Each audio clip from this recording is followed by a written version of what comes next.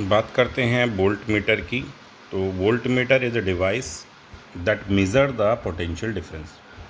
कहीं भी किसी दो पॉइंट्स के बीच का पोटेंशियल डिफरेंस अगर आपको किसी सर्किट में किसी भी कहीं भी दो पॉइंट्स के बीच का अगर पोटेंशियल डिफरेंस आपको मेज़र करना है तो उसके लिए हम वोल्ट मीटर डिवाइस का यूज़ करते हैं। It is connected to the parallel. ये हमेशा सर्किट में जिन भी पॉइंट्स के लिए हमें पोटेंशियल डिफरेंस निकालना होता है उसके पैरेलल हम इसको यूज़ करते हैं। दोनों एंड्स के पैरेलल इसको हम यूज़ करते हैं। वोल्ट मीटर एक्चुअली एक ऐसी डिवाइस है जिसके अंदर एक हाई रेसिस्टेंस यूज़ किया जाता है। जनरल नॉलेज के लिए मैं आपको बता देता हूँ, एक वोल्ट मीटर जो होता है वो हमारा गैल्वेनोमीटर से कन्वर्ट होकर के हम बनाते हैं। गैल्वेनोमीटर में अगर कोई हाई रेसिस्टेंस हम यूज़ करते हैं सीरीज़ फॉर्म में तो हमारा एक वोल्ट मीटर बनता है। ओके, नेक्स्ट आता है हमारा ammeter. Ammeter is a device that measure the current in the following through the conducting material. कहीं भी अगर हमें किसी सर्किट के अंदर करंट मेज़र करना है तो हमारा जो करंट है वो एमीटर से जो है हम मेज़र कर सकते हैं। एमीटर क्या है, हमेशा सीरीज़ में कनेक्ट किया जाता है।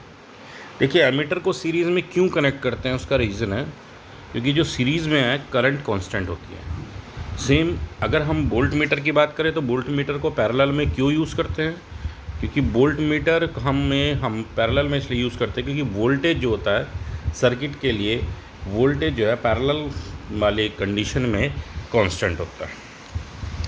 नेक्स्ट यहाँ पर आता है ओम्स लॉ। ओम्स लॉ जो हम जानते हैं I प्रोपोर्शनल टू V।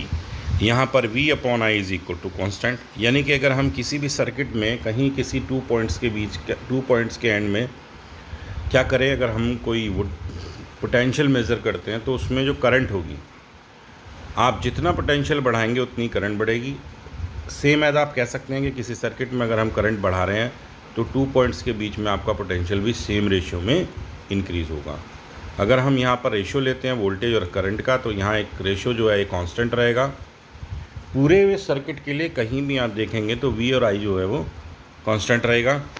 तो अब ये जो कांस्टेंट है हमारा, ये कांस्टेंट कहलाता है हमारा रेजिस्टेंस। ओके, ये कांस्टेंट क्या होगा, हमारा रेजिस्टेंस ऑफ कंडक्टर। जो कंडक्टर हम यूज़ कर रहे हैं उसका जो है ये होगा।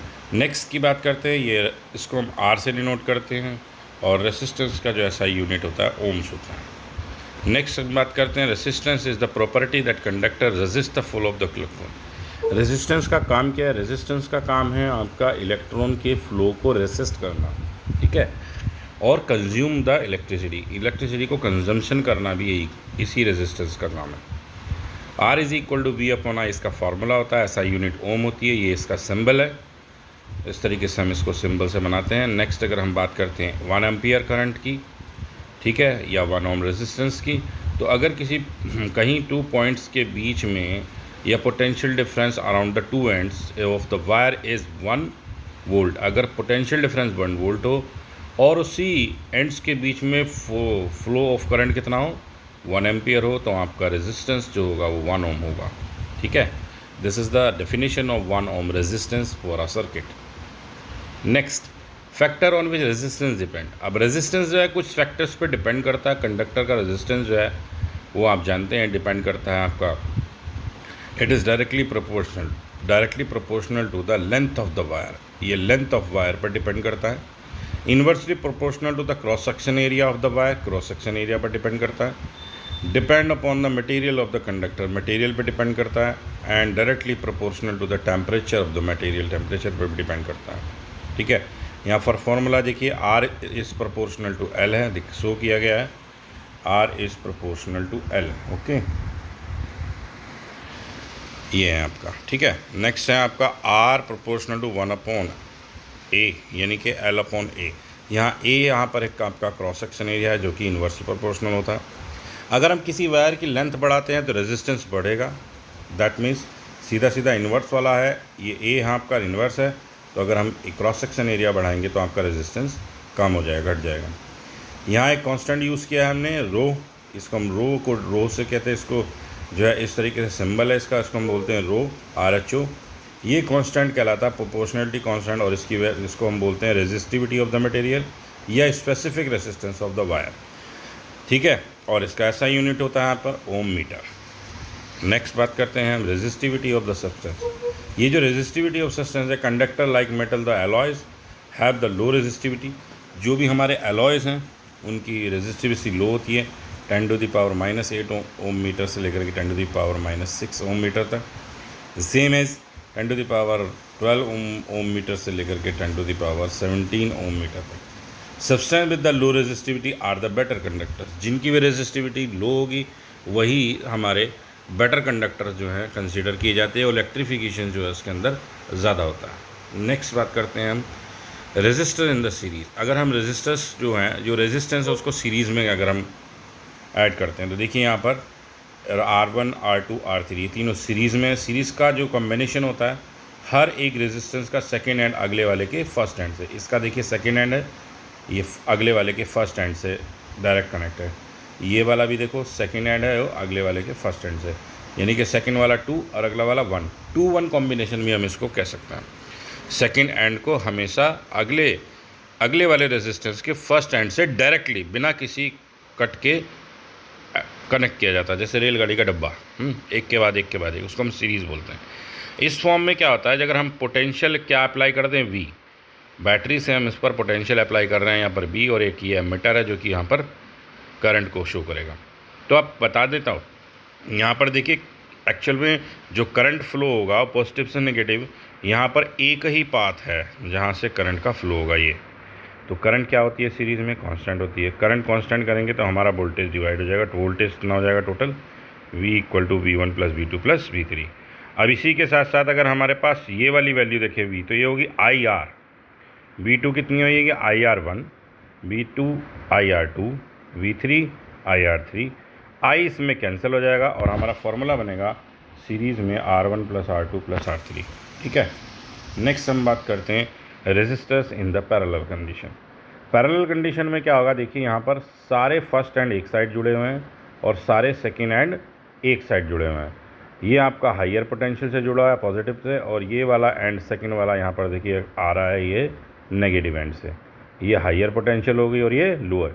तो हायर पोटेंशियल से पहली प्लेट और लोअर पोटेंशियल से सारी दूसरे एंड्स को जोड़ा जाता है रेसिस्टर की, और यहाँ पर करंट डिवाइड होगा। करंट I1 I2 I3 तीनों ही साइड्स में इक्वल करंट क्या डिवाइड हो जाएगा, सॉरी इक्वल करंट नहीं डिवाइड होगा, डिफरेंट करंट डिवाइड हो जाएगा according to the resistance R1 R2 R3।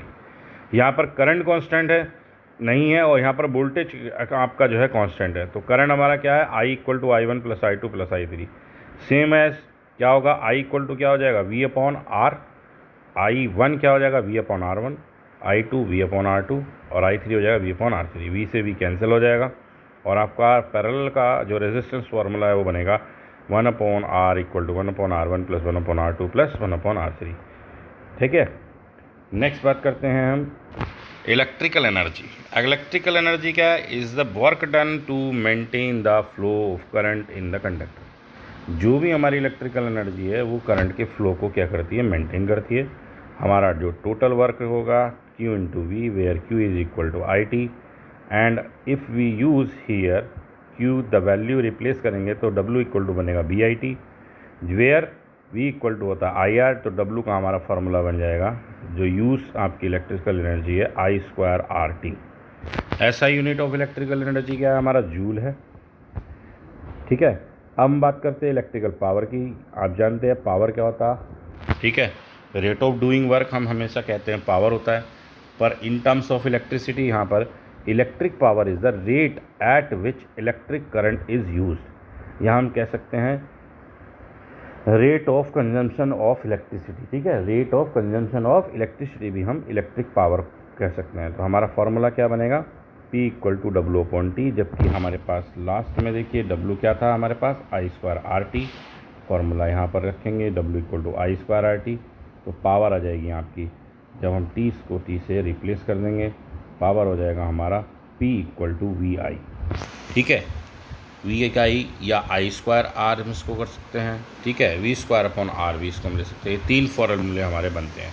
ऐसा यूनिट पावर की होती है वाट, और अगर हम 1 वाट को अगर क्या करते हैं डिफ़ाइन करना चाहते हैं, तो जब हमारा 1 वाट को हम डिफ़ाइन करते हैं तो 1 ampere current flow across the conductor, potential difference maintain 1 volt, that is called the power of electrical circuit is 1 वाट।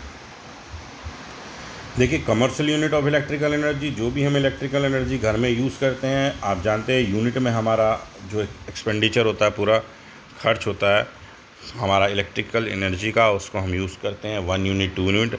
जो 1 यूनिट होती है वो हमारी इक्वल टू होती है 1 किलो वाट आर के बराबर।